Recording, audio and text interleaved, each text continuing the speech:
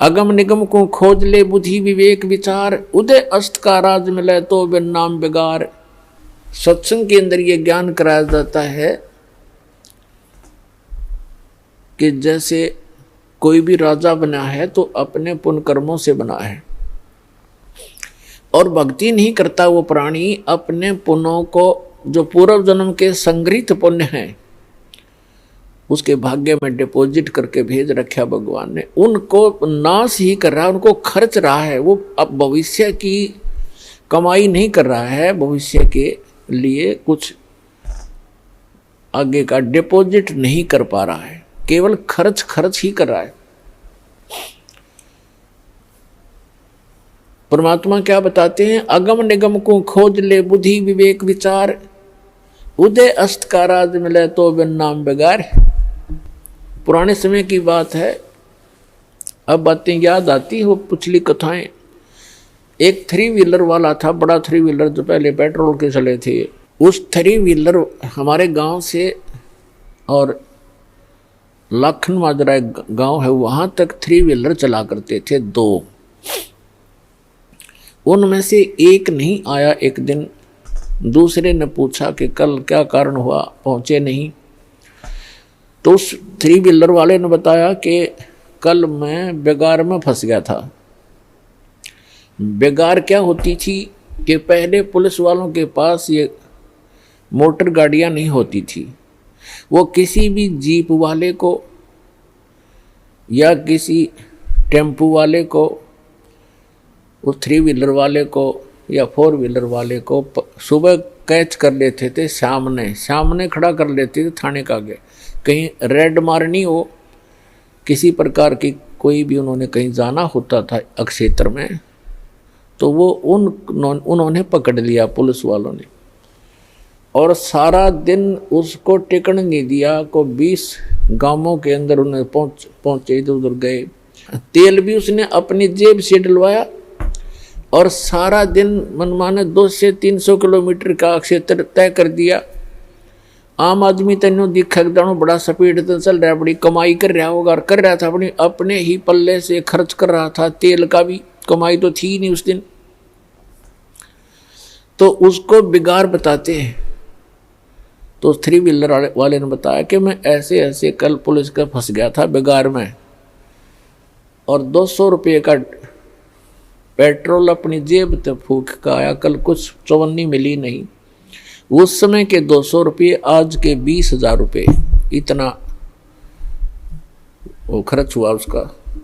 तो पुण्यात्माओं, जो आज कोई भी उच्च पोस्ट प्राप्त है, कोई डॉक्टर है, इंजीनियर है, चीफ इंजीनियर है, IPS है, IAS है, जज लगे हैं, मंत्री हैं, मुख्यमंत्री हैं, प्रधानमंत्री हैं, या MLA MP बने हैं, या अन्य कोई अच्छे व्यावसायिक व्यक्ति हैं, धनी हैं, तो वो क्या करते हैं, जैसे परमात्मा उनके लिए बताता है कि अगम निगम को खोज ले, भविष्य के बारे में कुछ सोच,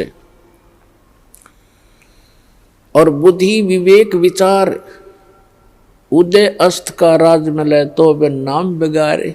पूरी पृथ्वी का यदि राजा हो, और तो छोड़ो सारे छोटे मोटे शासकों को, कहते हैं पूरी पृथ्वी का राजा हो और उसके पास ये सत्य भक्ति ना हो, अब उसकी चहल पहल न देखे, तो आदमी ने सोचा इस जैसा सुखी नहीं रही तो बड़ा ठाठ कर रहा है। और ठाठ तो कर रहा है, लेकिन अपने जीवन को 12 बाट कर रहा है।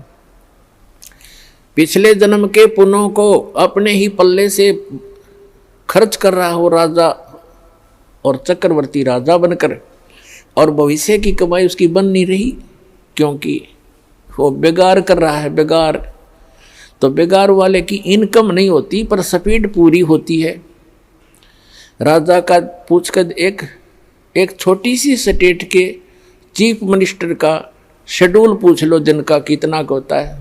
6 तो मीटिंग अटेंड करेगा, फिर कोई MLA भागने को हो रहा है, उसकी चिंता में, टेंशन में फोन पर फोन करेगा, और फिर इसी व्यवस्था में अपना सारा पूर्व जन्म के पुण्यों को नाश करके